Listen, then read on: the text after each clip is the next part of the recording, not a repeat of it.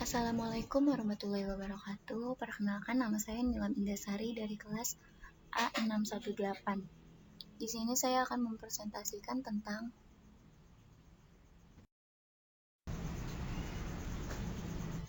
menilai tingkat lowongan pekerjaan, tingkat perputaran karyawan, dan penyelenggaraan pelatihan.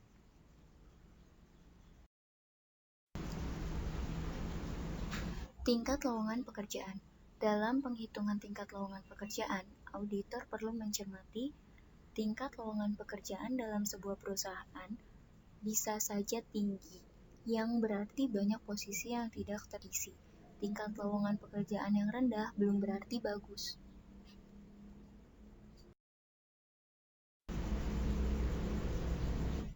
Audit fungsi rekrutmen.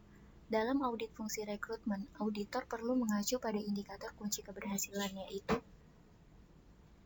ketersediaan standar operation prosedur atau SOP rekrutmen. Kedua, ketepatan pelaksanaan e-rekrutmen. Ketiga, ketersediaan persyaratan jabatan berbasis kompetensi. Yang keempat, ketepatan pelaksanaan rekrutmen sesuai tahapan yang seharusnya.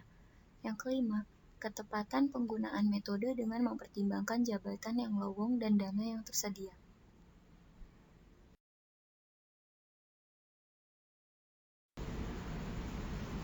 Audit fungsi seleksi.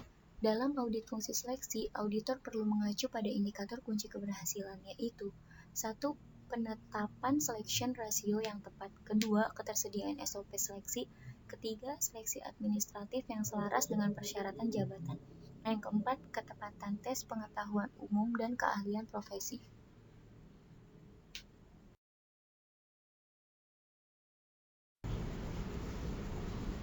Lanjutan dari audit fungsi seleksi yaitu 1. Ketepatan tes potensi dan kompetensi dengan menggunakan metode dan peralatan yang tepat. Yang kedua, kelengkapan dan keakuratan tes kesehatan. Dan yang terakhir, pertimbangan pengguna.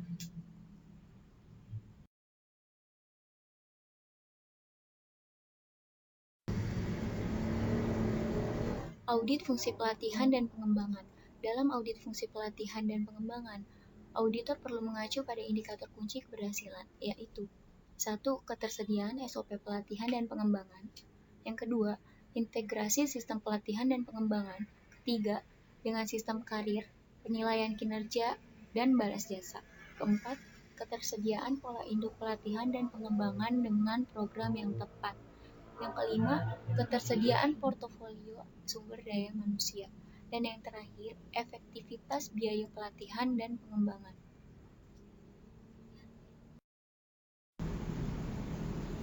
Audit fungsi manajemen karir.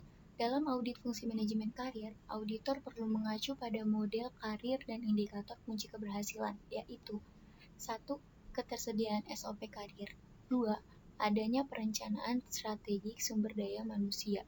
Yang ketiga, adanya pola dan jalur karir yang tepat. Yang keempat, adanya penilaian kinerja berbasis kompetensi. 5. Adanya portofolio sumber daya manusia. Yang keenam, adanya rencana suksesi bagi pegawai bertalenta atau berbintang atau star. 7. Adanya peramalan promosi dan mutasi dalam rangka pengembangan pegawai. Dan yang terakhir, adanya perencanaan karir.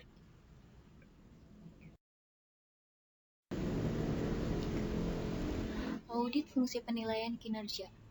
Dalam audit fungsi penilaian kinerja, auditor perlu memahami indikator kunci keberhasilan.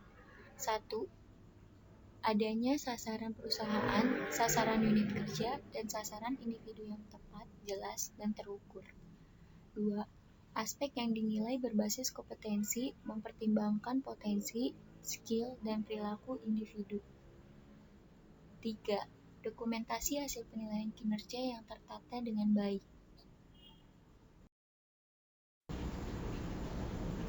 Audit fungsi kompensasi atau balas jasa.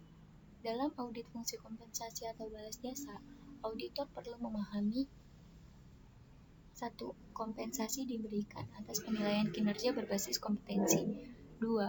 Keadilan internal yang mempertimbangkan bobot relatif jawaban. Ketiga, keadilan eksternal yang mempertimbangkan keselarasan dengan jabatan.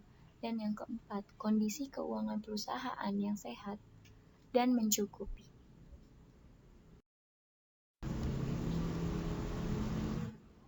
Standar.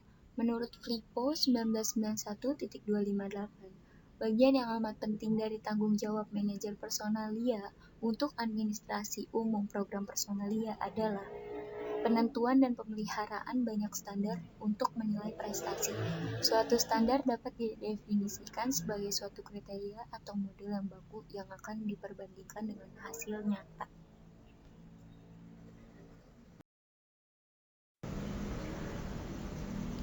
Banyak jenis standar yang dapat dipergunakan dalam mengendalikan kegiatan-kegiatan bisnis. Jenis terpenting adalah standar yang mengatur hakikat dari hasil-hasil operasi, yang pada umumnya disebut standar prestasi. Flippo 1991.258. Jenis-jenis standar. 1. Metode atau fisik. 2. Personalia. Dan yang ketiga, faktor-faktor fisik.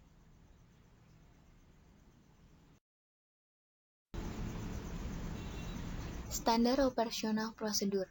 Definisi dari prosedur kerja adalah suatu cara yang telah ditentukan untuk melakukan satu kegiatan atau proses, kapan kegiatan atau proses tersebut dilakukan, oleh siapa kegiatan atau proses tersebut dilakukan, terkadang kegiatan atau proses tersebut dilakukan.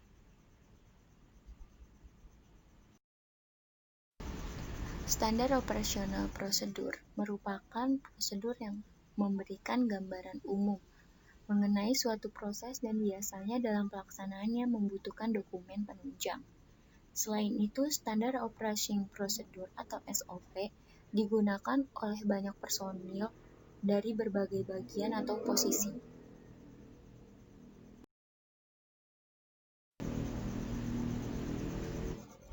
Langkah-langkah dari proses penyusunan prosedur kerja yaitu 1. Menentukan format prosedur kerja dan simbol diagram alir yang akan digunakan.